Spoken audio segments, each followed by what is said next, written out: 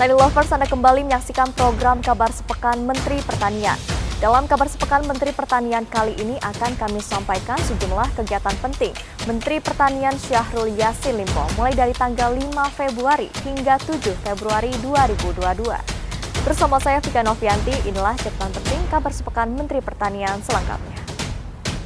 Kabar Sepekan Menteri Pertanian Syahrul Yassin Limpo mengawali bulan Februari atau tepatnya pada tanggal 5 Februari 2022.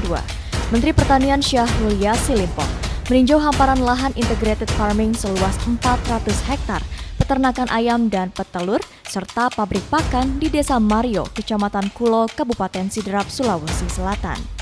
Mentan mengatakan pengembangan integrated farming di Desa Mario ini akan dibangun dengan konsep klaster, yakni di dalamnya terbagi zona berdasarkan subsektor komoditas.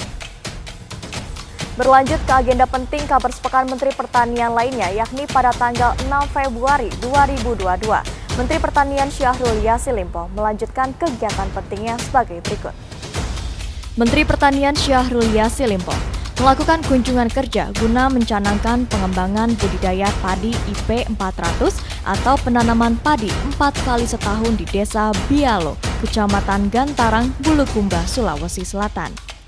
Dalam kunjungannya, Mentan memperluas pengembangan budidaya padi IP 400 menjadi 2.000 hektar. Dan apabila berhasil, maka akan ditingkatkan lagi hingga 10.000 hektar. Syahrul Yassin Limpo berharap pengembangan budidaya padi di Bulukumba harus naik kelas.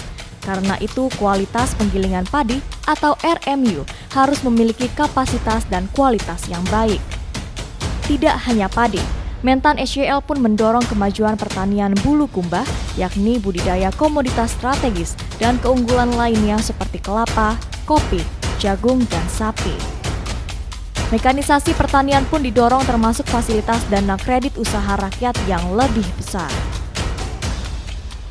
Masih di tanggal yang sama, yakni pada tanggal 6 Februari 2022, Menteri Pertanian Syahrul Yassin Limpo melanjutkan agenda pentingnya sebagai berikut.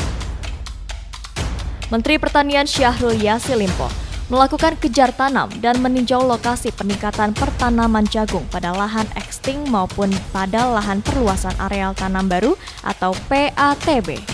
Menteri Pertanian mengatakan Kabupaten Jeneponto merupakan salah satu daerah penghasil produksi jagung terbesar di Sulawesi Selatan.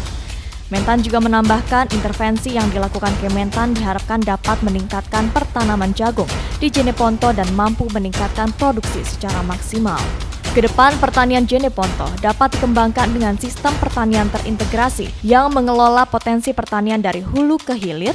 Diharapkan petani tidak hanya menanam jagung saja pada lahan yang dimiliki namun mampu memanfaatkan tanaman perkebunan pangan, hortikultura, hewan ternak, dan perikanan untuk meningkatkan perekonomian petani. Oleh karena itu penanganannya tentu saja kalau secara manual membutuhkan proses dan waktu. Pak Bupati mendesak saya sebagai menteri sesuai perintah Bapak Presiden untuk mencoba menangani hal-hal seperti ini. Sehingga kita tidak membiarkan lahan yang ada ini tidak produktif lebih maksimal. Usai melakukan kunjungannya tersebut, Menteri Pertanian melakukan dialog bersama para petani Jeneponto. Saat berdialog, Mentan Syahrul Yassin Limpo menyampaikan bahwa lahan pertanian Jeneponto memiliki tantangan yang cukup serius, diantaranya tanah dengan bebatuan yang cukup besar dan kekeringan yang menyebabkan indeks pertanaman kecil. Mendengar keluhan petani mengenai lahan kering yang terjadi di Jeneponto, Mentan SYL menegaskan akan memperhatikan masukan petani ini. Dirinya menilai keinginan dan harapan pemerintah dan petani Jeneponto sudah memiliki tujuan yang sama dan pertanian daerah ini didukung penuh. Kita beralih ke agenda penting lainnya, yakni pada tanggal 7 Februari 2022, Menteri Pertanian Syahrul Yassin Limpo melakukan kegiatan pentingnya sebagai berikut. Menteri Pertanian Syahrul Yassin Limpo melakukan penanaman sekaligus panen jagung perdana di kawasan pertanian terpadu atau integrated farming di Kelurahan Macanang, Kecamatan Maju Uleng, Kabupaten Wajo, Sulawesi Selatan. Dalam kunjungan ini, Mentan mendorong Wajo untuk mengembangkan kawasan pertanian berskala ekonomi yang mampu meningkatkan perekonomian masyarakat. Mentan meminta agar integrated farming berbasis jagung menjadi kawasan pengembangan sistem usaha tani jagung yang mengintegrasikan beberapa usaha tanaman lain seperti tanaman pangan, hortikultura, perkebunan, dan peternakan yang dikelola secara terpadu. Pengembangan kawasan ini menjadi sinergi antara pemerintah, masyarakat, dan seluruh stakeholder untuk meningkatkan income masyarakat sehingga ekonomi yang akan dinikmati masyarakat memberikan dampak dalam peningkatan kesejahteraan masyarakat Wajo.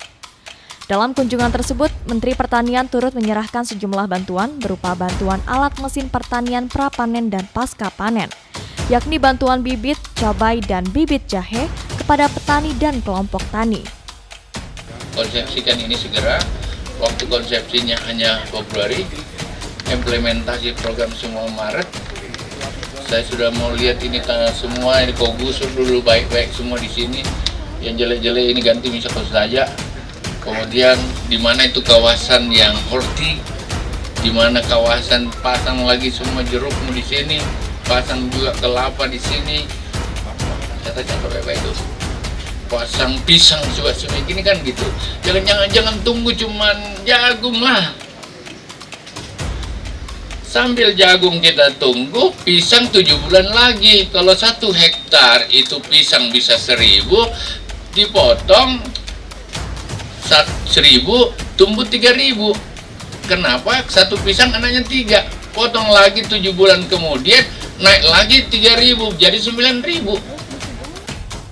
Masih di tanggal yang sama, yakni pada tanggal 7 Februari 2022, Menteri Pertanian Syahrul Yassin Limpo mengajak masyarakat di Kelurahan Majanang, Kecamatan Tenete, Riatang Barat, Kabupaten Bone, Sulawesi Selatan, untuk memanfaatkan pekarangan rumahnya sebagai lahan pertanian produktif yang bisa menghasilkan skala ekonomi untuk memenuhi kebutuhan dapur. Menurut Mentan, pertanian adalah bisnis sekaligus lapangan kerja yang sangat menjanjikan. Mentan mengatakan masyarakat bisa lebih kreatif lagi dengan membuat pola tanam bertingkat. Misalnya dengan membangun lokasi tanam 2 lantai, di mana bagian bawah bisa dijadikan lokasi tanam sayur, dan lokasi atas digunakan sebagai lokasi tanam cabai. Demikianlah kabar sepekan Menteri Pertanian edisi kali ini. Saya Vika Novianti beserta kru yang bertugas mengucapkan terima kasih atas kebersamaan Anda. Salam TV Tani, televisi pertanian pertama di Indonesia. Sampai jumpa.